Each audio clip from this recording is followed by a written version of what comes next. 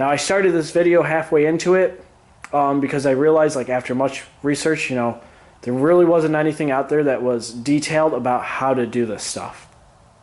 So some of these things, it's not going to be 100% accurate because I'm starting in the middle of the video. Number two, the other thing is I'm not a mechanic. I really don't work on these things. You can see I got two four-wheelers here. I just bought them both used, and I'm just kind of figuring this stuff out as I go. And I'm finding out for this Grizzly 125 that there's really not a whole lot about them. I bought a Honda 4Trax too, and that I could find manuals on it, I could find instructions on, but this Grizzly 125, it's kind of figure it out as you go. So I'm making this video to help out other people like me, but everything I say, take with a grain of salt, because again, I am not a mechanic. I don't normally do this type of stuff. I'm just figuring it out as I go. So I, watch carefully, tread carefully. I'm not gonna guarantee what I'm doing is exactly right, but by the end of this video, I'm gonna have this four-wheeler up and running. If you are looking for your starter, it's pretty easy to find. If you go to the right side of the Grizzly 125, the side where your gas is, your throttle, and your ignition switch is, it is usually right here. You can see I've already removed it. The starter gear goes through this hole up here, and that will actually engage the idler gear. So there's just two little bolts here. I think they were 10 millimeter. I can't remember because I did take it off a few days ago, but that's where your starter sits. So you can get to it really without having to take too much of anything off, and that's where your starter is going to sit if you need to test it. If you want to pull it out of that hole there and then flip it around, and just while everything is still hooked up, flip it around and keep the negative ends grounded to these two little things here, and you could hit the ignition switch and you should see the starter spinning. Again, if your starter is making noise, it's moving, right? So there's something else that it's not engaging, and that's how I kind of got to the idler gear as well as the starter clutch. Here is the starter removed from the Grizzly 125. I am wary that I might have to replace it. It's kind of hard to see on this video, but I'm wary about the teeth being kind of worn out a little bit. I'm wondering if that's the reason it's not engaging, but I already ordered all the other parts, so I'm still going to replace those other parts. But this is the starter. It's really just those two screws there that hold it in. There's going to be a wire attached to that grounds it, and we can see here these are the screws that were holding it in, as well as the other screw for the ground. And that is your starter. Now, of course, it's going to fall down. Once you've taken the starter off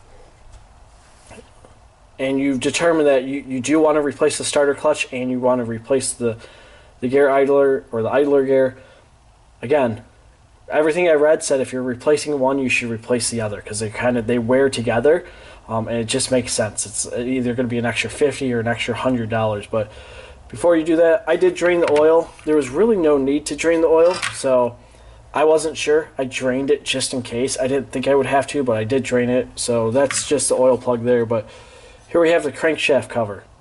And with the crankshaft cover, it was not as easy to get off as I thought. The very first thing I had to do was to remove the black plastic footrest. After that, I had to take off the metal that goes underneath the black plastic footrest, the foot support there. I had to take that off, so those kind of sit there. And then I could get to all the screws within the crankcase cover. Now, there's a lot of hidden screws on that crankcase cover. So, the tool that kind of saved me with this is this screwdriver here, which is a 2-foot long screwdriver. I'm going to turn that. That's a 2-foot long screwdriver. This is the only reason I was able to get the crankcase off, because there are screws that are recessed. They're not easily seen. In fact, one of the screws, I think it was this one here, I'm not even sure if I'm going to be able to get it back in there without removing the brake cable and some other things. So it really wasn't awesome to get off. It was kind of a pain in the butt. I'm not going to line it back up and show you a video of unscrewing things, but you can see there's quite a few screws in here. Unscrew them, but if you have a really long screwdriver, I would highly suggest it. If not, go buy one. Once you have the crankcase cover off, you can start taking all the parts apart. So the first thing you got to get off is this sheave here. You see, I've already taken this off. I kind of put things back together a little bit, but The bearings aren't pressed in or anything because these are the old parts. Again, since I started this video in the middle of it, really I put it back together when I decided to make the video just to give you kind of an idea of what's going to have to happen. So the first thing you have to take off is the sheave here. So this will be sitting, this will be sitting up here, kind of like that. And you can see I broke mine. And you probably don't want to do that. I don't know if it's balanced or not. Those fans there for cooling the belt down and everything, it might be balanced, it might be not. I don't know enough about sheaves to really, determine. So I just ordered a new one. But what you can see here on this is that it's got these two little holes here. This is to put a spanner wrench inside of, which I didn't have a spanner wrench, so I tried to do some different things, and that's how I wound up breaking it. I broke it with actually a pair of vice grips. I tried to put vices on there and then use the breaker bar to take it off. If you use a screwdriver, you might do the same thing. What I wound up having to do to get this off is I borrowed an electric impact wrench from a friend, and then I just put the impact wrench on there and gave it a couple shots in. It is your normal counterclockwise lefty loosey to come off. It's 22 millimeters, so this nut here is 22 millimeters. So you'll need an impact wrench of sorts, and then a 22 millimeter drive. Again, I tried using a breaker bar and different things because I couldn't find a spanner wrench that was going to fit this. But if you do have spanner wrenches or adjustable spanner wrench, it is 2 inches center to center, 7 millimeters diameter, and then you probably need the pins to be about an inch high, like 7/8 to an inch high, and that's where I was running into the problem. I couldn't find any with the pins high enough. But once you get this nut broken, right, you want to bend back this tab here, right? This tab is going to be pressed against it. You want to bend back this tab right here. Mine's not fully bent back, but you want to fully bend that back and break that nut. Again, I would suggest using an impact wrench. It took about 2 seconds with the wrench. My other methods that I tried took me quite a long time. So once you get that off, you'll be able to pull this off. Then the rest of this is a collar inside of here that just kind of stays attached to this clutch assembly. So we could pull that off by hand. I was able to then just pull this part off by hand as well. You can see my belt's already loose. Like I just slipped the belt off. Pull this part off by hand. And then inside there's your starter clutch. That was actually frozen up on me. I used a little bit of PB Blaster to kind of loosen it. But before you do that, you have to pull out this idler gear. So there's actually going to be a circle clip back here. So just get a screwdriver inside that circle clip, right? So here's another example of it. Well, once you get the circle clip off, you can pull this out. Here's another example. See there, get that circle clip there. You just want to get a screwdriver inside of those little nodules there, or little spaces. You don't want to bend that circle clip. If you do bend it, you can order a new circle clip. So they're about 95 cents each, not really expensive. But you want to pull this idler gear off. Now, I thought that the problem was the starter clutch. As I started looking at this, I could see that there's a lot of squaring on the inside gear teeth here. So I'm actually going to replace this. I ordered it from Parts Fish. The gear, the shaft, and something else, I forget, was about $100 altogether. I tried to find it on eBay. I couldn't find it on eBay. I did find this part on eBay, however, the starter clutch. So again, that was kind of stuck on there. So I used PB Blaster and just tapped it with a hammer, finally got it off. And inside the starter clutch here, there is a bearing.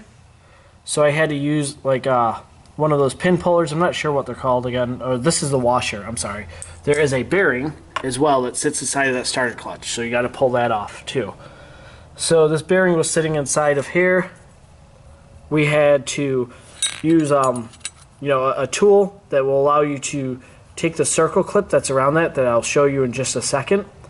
We had to use a tool to get that circle clip open, and then we had to tap this out with, we just took a socket on there, right? So this was in here. We just took a socket from this side, pushed it in, and then tapped it with a hammer to knock it out. And then when I put it back together, my plan is to just press it back in with a vise. That's basically what you have to do to get this apart.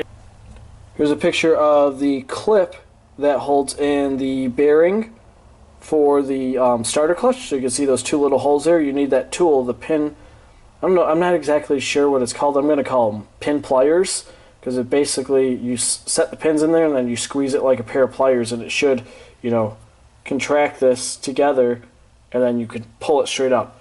Wasn't the easiest thing to get off. Maybe it took me 5 or 10 minutes to get it off, but again, I don't do this every day. I am not a mechanic, so I had to borrow that tool from someone, but I'm sure you could buy it at Harbor Freight or Lowe's or Home Depot or AutoZone, one of those places. But it basically looks like a set of pliers, except for with right angle pins that kind of set down at the bottom that go into those holes, and they, you know, squeeze together like that, and then you pull the pin out. So here's everything put back together. I didn't video while I was putting it back together because I needed 2 hands, so I'm going to just kind of walk you through a couple things really quick, and that's everything put back together. Once I walk you through this stuff, I got to replace this gasket that goes all around the outside, and then there's a gasket on the air cleaner I'm going to replace too. When you pull all these parts off, a couple things.